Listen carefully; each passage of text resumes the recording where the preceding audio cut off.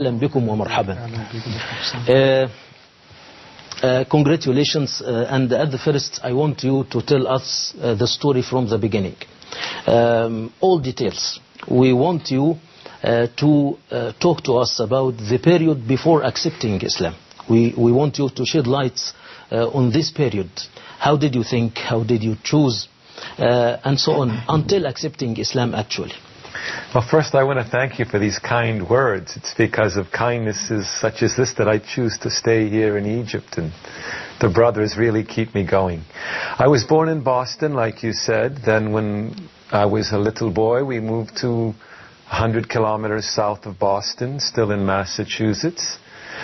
As I grew older and went to the University of Massachusetts, I started thinking about religion and comparative religion, me and a couple of friends of mine. I tended to study Islam more than the other religions, but I remember having a real interest in all religions, Hinduism, Buddhism, Christianity, of course, because I was a Roman Catholic Christian. Something inside of me always told me that someday I would become a Muslim. It was just a matter of time. And during the course of my college studies, I kept learning more and more and more and more about Islam and the other religions. Then I went to graduate school in Arizona, and here I was introduced to a lot more Muslims, because there were many foreign Muslim students there. In Massachusetts, I had a couple of Islamic influences. I had a couple of Muslim professors who I was very close to. One of them taught comparative religion, and I became a friend of, his name was Dr. Shaukat Ali. Shaukat Ali from Pakistan. He was like a mentor to me. He took me into his home. I befriended his whole family. Many a day I would go visit him and his family before I was a Muslim. He knew I was a seeker. Dr. Nasir Aruri was a Palestinian professor who was also close to me, who arranged for me to go to the University of Arizona, where I studied Near East studies, politics, Islam, and history, because I was always a historian.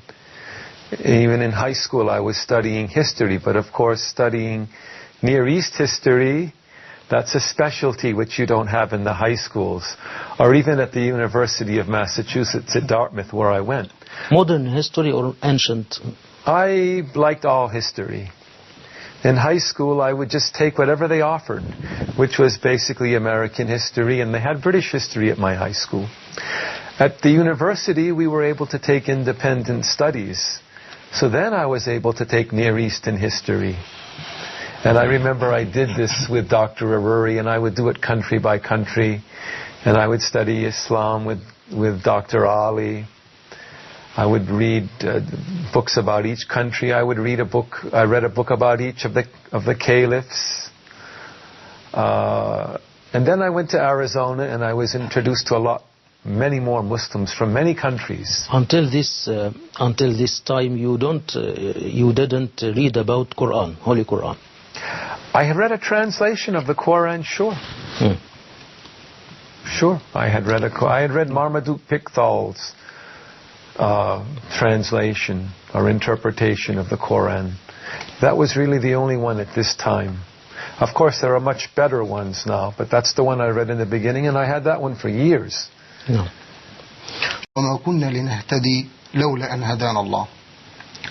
في الحقيقة يعني I would like to ask Sheikh Abdulkarim some specific questions after you give us a brief summary and a brief synopsis about your life and how did you accept Islam. I want to tell the people where and when and how did you accept Islam, and there were some problems faced you when you accept Islam or not. Okay, well, I'll take up the story where I left it off. Yes. Okay, I left Massachusetts to go to Arizona. Yes. In between, I spent the summer in India. And I did go to Kashmir, which is a Muslim land, as you know. And I was impressed with what I saw there. And I nearly became a Muslim there in 1976.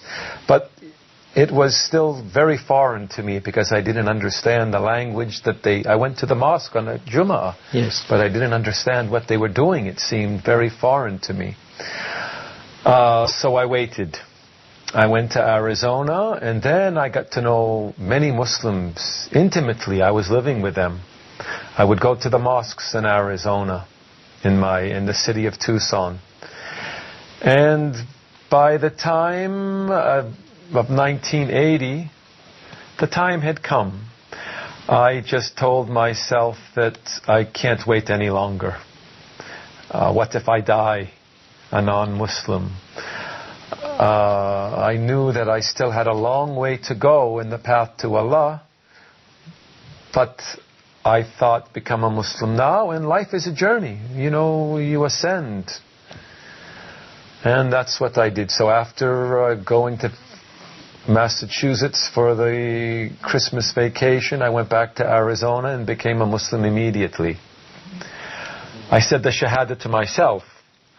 To yourself? To myself, and then I remember talking to some friends a couple of weeks later, and they said, "You said the Shahada to yourself. Can you please say it to us?" Okay, so you became. So I said it to my friends, and then you became a Muslim in America. I became a Muslim in America not here in Egypt. January 1980, 1400 Hijriya. Yes. Yes. Congratulations. Alhamdulillah. Alhamdulillah. What? Okay. You know that some ideas propagated in the books of fanatic writers about against Islam are not true. What's about you? And firstly, you told me before that you read about our Prophet Jesus in the Gospel, and you know that he was a Muslim, so I became a Muslim. Yeah, this is what I remember as just prior to me becoming a Muslim. I was a good Christian, or I tried to be a good Christian, yes. So I thought, okay, the last thing I'm going to do before I change from Christianity, I am going to read the Bible, the New Testament. I will put the stress on Jesus' words, because that should be the, the crux of Christianity. So I did that. And when I read Jesus' words, with my understanding of Islam and all the other religions, it was obvious to me that Jesus was a Muslim. Because here he is preaching zakat, kindness to orphans, kindness to widows, charity, prayer, even pilgrimage. Of course, his pilgrimage was to Jerusalem, not to Mecca. Yes. And at the same time, he's saying, I am for the Jewish people. I am not for everybody. Yes. It was just obvious that he was a Muslim. And then once I knew Jesus was a Muslim, يعني هو يحدث من نفسه عن كثب. I want to ask you frankly, there was some negative ideas about Islam in Europe and in the United States. How can you deal this propaganda? Outreach to the people, letting the people see real Muslims in action. That is the best way to do it. These books that were anti-Islamic in nature, in terms of scholarship, that was the old days. You don't get that taught at the universities anymore. Nowadays, the problem is, since September 11th, you have the idea Muslim equals fanatic equals terrorist.